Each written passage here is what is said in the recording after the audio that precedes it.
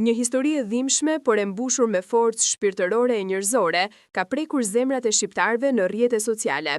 Nëna e këngëtarit të ndjer Xhesti, i cili humbi jetën tragjikisht në një aksident rrugor disa muaj më parë, është takuar për hir të parë me personin që ishte në makinën tjetër në momentin e përplasjes fatale.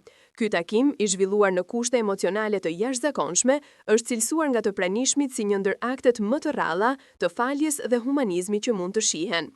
Sipas burimeve të afërta me familjen, takimi është organizuar në mënyrë private, larg mediave, vetëm me praninë e disa familjarëve dhe miqve të ngushtë. Nëna e Xhestit, e veshur në të zeza, me sytë e lodhur nga lotet dhe dhimbja, ka hyrë në dhomë me një qetësi që vetëm nënat e forta mund ta mbajnë. Nga ana tjetër, personi që u përfshi në aksident ka qenë i shkatruar emocionalisht, me fytyrën e mbuluar nga pendesa dhe tronditja.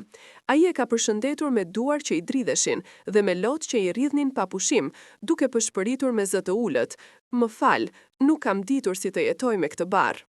Nëna e Xhestit, ndonse e thyer nga dhimbja, i është afruar ngadalë dhe e ka prekur në supë, duke i thënë: "Djali im nuk kthehet më, por unë nuk mund ta lej jetën time të helmuar nga urrëtia.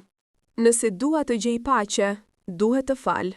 Fjalët e saj janë përcjell me heshtje, ndërsa dhoma është mbushur me emocione që nuk përshkruhen me fjalë.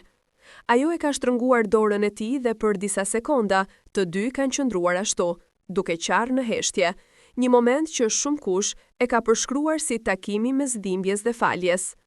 Burimet e afërta kanë treguar se ky takim nuk ishte i lehtë për t'u pranuar nga familja në fillim, por vetë nëna e Xhestit këmbënguli ta bënte. Ajo kishte thënë prej kohësh se ndjente nevojën për ta parë atë njeri në sy, jo për të kërkuar dënim, por për të gjetur paqe shpirtërore. "E ndjej se djali im jo të donte këtë. Ai ishte një djalë me zemër të madhe dhe s'do të donte që unë të jetoj me urrëtie", është shprehur ajo.